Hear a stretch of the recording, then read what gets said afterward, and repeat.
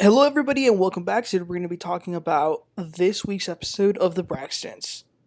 Other than you, the rest are very protective of what they're feeling. I've seen This is the Braxtons, season 1, episode 3. So let's get right into it.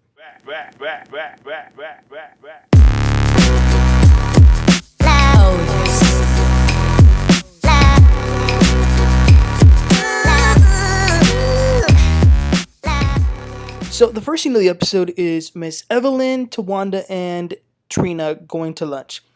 Apparently, Trina is great at ordering drinks and making them. So she's telling them, what drinks to order. Now, Miss E says, I want the virgin version of the drink. I don't want the slut version. Okay. So then Towanda gets a call from Lil Kevin. And when she answers the call, it says an inmate from so and so jail was trying to call you. So Kevin's in jail. That's crazy. They aren't going to go into much detail because they say it's a messy situation with his wife. So it's a lot. Now, I don't know Kevin Jr., but what I've seen from him on the show, I doubt he'd ever hurt anyone, especially enough to go to jail. But I don't know. I feel really bad for this whole situation that he's going through. But Tawanda says that he'll be okay. The ladies also talk about the healing session they had. They really like Spirit. Trina feels like she needs to go see her more and have, one-on-one sessions. And Tawanda says, I think you might need to go see her at least once a week because, Trina is going through a lot. Then Miss E, she says that it's been bothering her that none of them have been listening to Traci's last wish. She says, yeah, y'all are carrying her around in the necklaces to take her everywhere y'all go, but y'all are still arguing, and she didn't want that. Trina then says, look, Mom, there is a difference between the ability and the willingness to do something. If you choose not to participate in the healing and the growing, we can't do anything about it, which is true. And Miss E then says that she sees that Trina is the only one that's kind of willing to allow herself to express her emotions.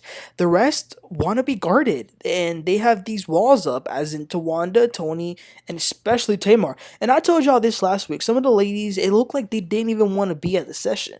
Now, Miss E also says that this is not her responsibility because they are their own individuals, which is true. But as I also said last week, most of the problems they have in general is because they're deep rooted because of the mom. So I don't think her being like, it ain't my business is helpful. So then we go to California. Toni's back home and she meets up with her manager and music supervisor. She's doing a show in Vegas with Cedric the Entertainer. Toni says that Cedric has been amazing. He's been a great person to work with. He's been very helpful because Toni hasn't really performed in a while, having like all these shows. They also talk about needing a plan in case Toni has a health scare. She starts flaring up or she gets fatigued, which is really important for her health. But they say that they definitely have all that figured out. And, when it comes to her health, because it's so important, they will be willing to shut the whole show down.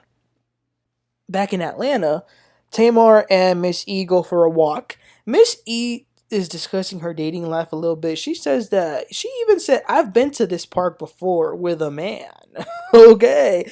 They are working on a cooking show. Tamar and her mom are. Looks like Trina's going to get some competition. Tamar also is writing a book. She might call it under construction because she says that she's always under construction. Tamar says that she thinks she will have to always go to therapy all her life, like an alcoholic needs to go to meetings. I understand what she means, but I would also like to add that you can go to therapy all your life, but if you're not willing to if you're not willing to use the tools, because this is the thing about therapy. Therapy is there to give you the tools to fix yourself. But if you have the tools but you're unwilling to do it, then it's kind of pointless. But anyway, we then see Toni practicing because there will be some dancing element to her show. Now, I can't imagine if I was Toni, I would be so scared to be doing activities that would get my heart accelerating based on her diagnosis. I would just be like Adele, just stand up there and sing. But you can't live in fear. So Toni did a great job practicing. The performance looked good. She described her performance as a mix of Britney Spears and Janet Jackson. She really wants to make sure that she delivers the Toni Braxton experience to her fans. After she's done rehearsing, Towanda calls Toni on FaceTime, and Towanda lets Toni know that Kev is out of jail. He was released, but Towanda says that he hasn't communicated with her, so it's a messy situation. Toni can't really be doing traveling because of her health complications, so she's kind of trusting Towanda to hold down the fort in Atlanta. And Towanda tells her that Trina is going to go see Spirit again. And Tawanda's very glad about this because Trina has been suppressing her feelings a lot and she needs a lot of help. Then Towanda thanks Toni for speaking up the way she did, which I'm sure she's referring to when they spoke up to Tamar. But Toni says that she didn't really want to even talk about it at all. So moving on, this cooking show with Tamar MSC is like real business. It's like real. They got professional photo shoots and great cameras, really great production. Now, is this show out yet? Because I don't remember seeing it. But the mom was really feeling herself. It looked like she was really loving what she was doing and having lots of fun with it.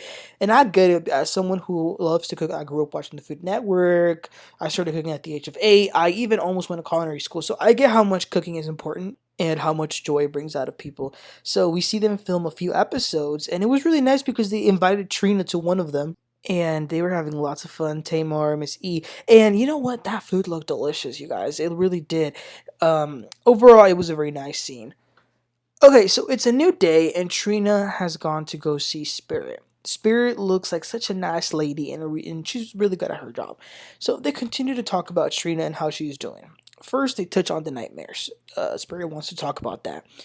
Trina says that there are certain scenes that keep coming up. Spirit says, what are those scenes that keep replaying in your mind? And Trina says, I can't go there right now. Spirit says that she gets that, but she won't be able to deal with it fully until she talks about it. She really needs to sleep and she needs to control her thoughts and be able to heal.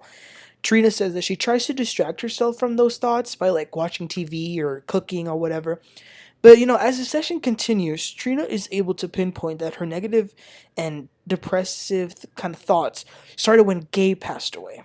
She says that when she was grieving for him, it also kind of felt like she was being punished by Vaughn, her husband, because he was getting mad that Trina was, quote, grieving another dude. But Gabe was with her 16 years. Like, they were a family. Van did eventually understand, but I think that was really whack of Vaughn to do that. Like, come on, man. Like, that was a man that died who she was married to. You think she's gonna have no feelings to him? As far as Gabe, when he passed, though, he would visit Trina in her sleep. And they would have like very pleasant conversations and they would talk. She says sometimes Traci will do that, but it's not positive most of the time. Spirit asks if she would like for them to stop visiting her and let her sleep and rest. And Trina says yes. So again, Spirit asks, what do you see when you close your eyes?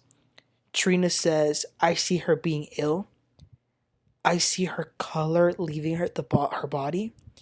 And that makes her sad, emotional, and fearful. Fearful in the sense that what if another sister passes? Will they continue to drift apart even further? Because Traci's death didn't bring them together. So, that was really sad when she said what she sees when she closes her eyes. But this was a very helpful session for Trina. I think it was a really good part 2 from last week because you can tell that Trina hasn't talked about this to no one. So her being able to say this is very helpful.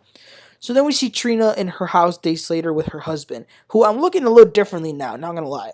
Trina's packing because her and Towanda are gonna go down to DC to hunt down Kevin Jr. to see if they can find him.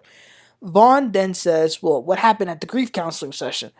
The thing is, Trina isn't too comfortable to talk about that stuff with other people. But then she starts, talking about where she's at, just mentally, and the news that Toni shared with them also added more to them. And Trina says that all her sisters really do need to do some of this grief therapy. So then the last scene of the episode, we see Towanda. And Towanda is getting her doctorate. That's amazing. I love that for her. And I also loved her car. She's still dating this Kevin dude who I'm not a fan of either. So she's on her Tesla driving and trying to call Kevin Jr., but he's not answering. The phone goes straight to answering machine. Towanda picks up her son and daughter from school, and she tells them that her and Trina are going to go down to DC to look for Kev. Now, her kids were trying so hard to let their mom take them with her to DC, but Towanda said, y'all got school. But then when Towanda gets back home, Kevin called production and they give the phone to Towanda, and he says that he hadn't been able to talk to her or answer because they took his phone away, so he has no phone. And but at least now they know he's okay, and that was the end of the episode. So yeah, guys, that was the end. Let me know what your thoughts were, and please don't forget to like and subscribe. And I'll catch y'all next time. You have a great one. Bye.